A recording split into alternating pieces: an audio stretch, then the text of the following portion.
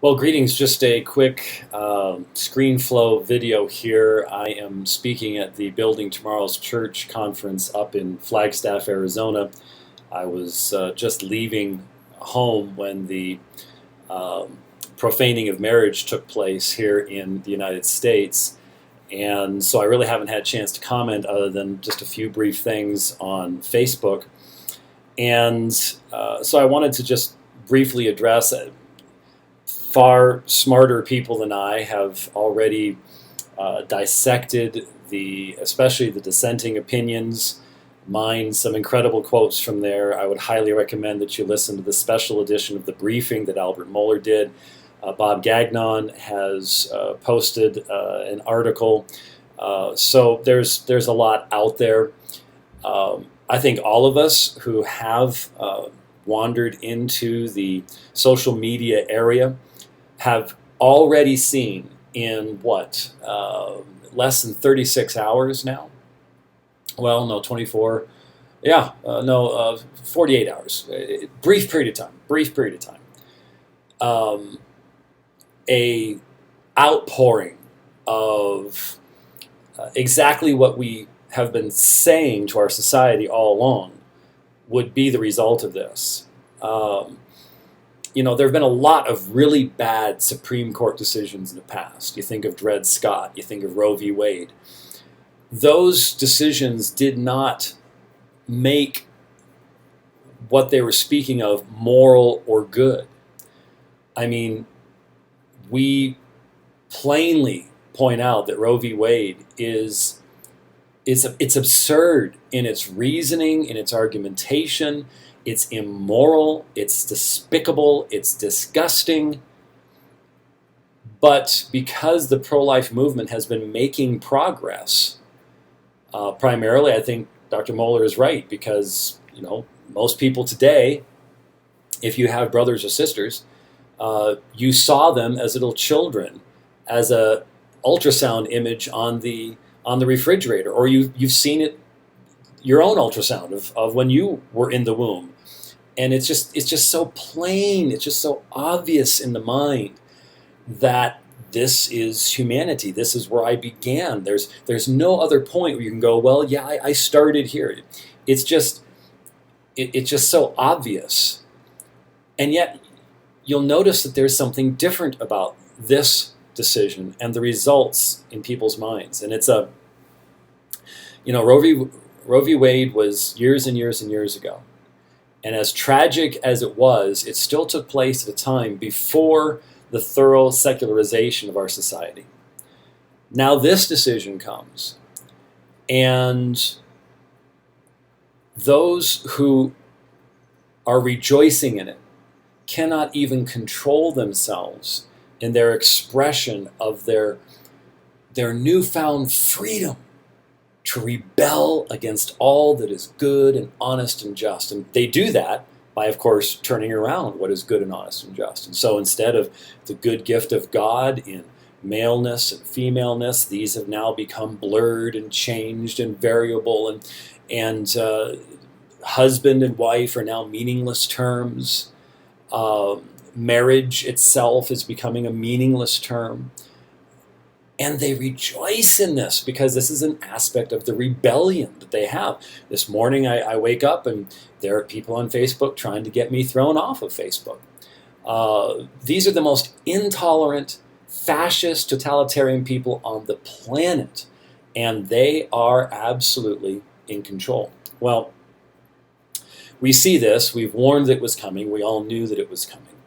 And there are going to be a number of books coming out over the next couple of weeks, literally. I hear Albert Mohler has one coming out. Haven't seen that one. I have read Michael Brown's book, Surviving the Gay Revolution, and that'll be well worth your time to read. Good stuff in there. There's going to be a number of people, lots of folks preaching sermons and everything else. That's great. That's wonderful, and we definitely need that. But we certainly need to, I think, I just want to show you some of the images that we've seen that just have absolutely shocked me. Here's one that I posted.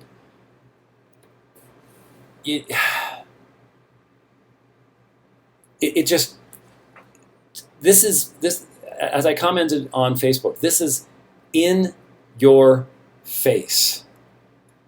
In your face, knowing that there are so many in our society who, for incredibly solid, sound reasons, see this as absolutely a degradation of this nation.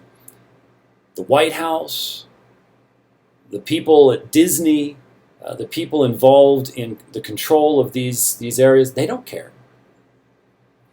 They want to express their utter disrespect and disgust at us, at anyone who would continue to show the moral restraint of the Christian worldview. They absolutely detest us. And here's, this, you don't get more in your face than this. Especially the White House, the people's house. The people who built that building are spinning in their graves at the revolution, the overthrow, and the rejection of everything they built. And it has been a revolution, my friends. This is a revolution. The nation that I grew up in, I don't even know. Then we have the Department of Education. You want the 148,361st reason to homeschool while we still have the opportunity to do so. I predict within 10 years we will not. Here it is. This was from the Department of Education website, a more in your face. This is what we are going to shove down the throats of your children. We don't care. The state has all power. This is fascism. This is totalitarianism.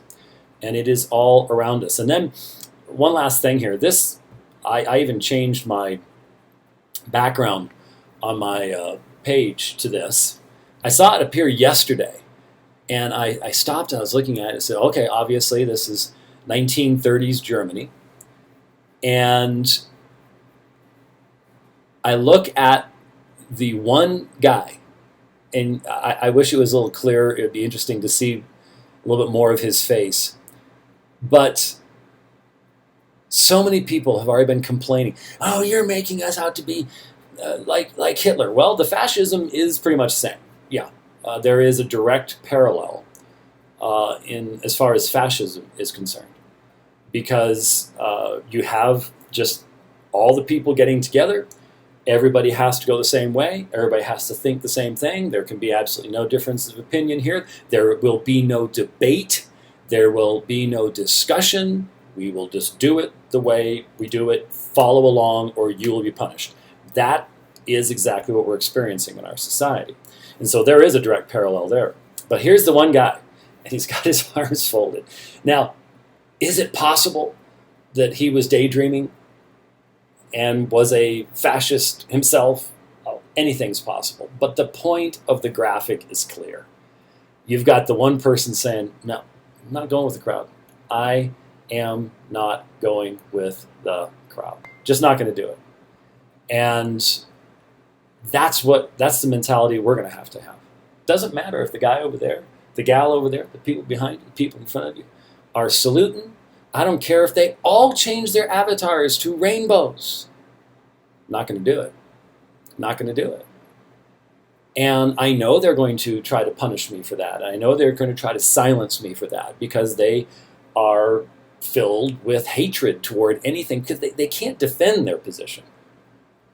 They've not thought it through. It's visceral. It's emotional. It's not intellectual. But that's what this says to me. That's what this image says to me is, I'm not going along. I'm not going along. Now, of course, for a Christian, that's just the way it has to be. That's just, we have, the Lord is our ultimate authority. We do not bow the knee to Caesar. And we render unto Caesar the things that are Caesar, pay our taxes. Hey, it's the people in the government that are responsible for what they do with that money. They will answer for everything they do. Every single person who has ever voted to support abortion, partial birth abortion, they will answer before God for that. We render to Caesar the things that are Caesar's, but we don't give him anything beyond that, and we can't bow the knee to him. We cannot bow the knee to him. Doesn't matter what everybody around us is doing. And so a lot of our brothers and sisters all across the world have been facing this all along. We need to learn from them. So there'll be more to be said, obviously, in the future, but I wanted to just sort of catch up a little bit and say I'm encouraged by what I've seen. Yeah, some of the Christian responses I haven't been overly encouraging, but for the most part, people realize, you know what, we can't respond in hate, but we have to respond with truth, and that's been encouraging to me. And certainly being up here with these young people, they know I've been directly straightforward with them.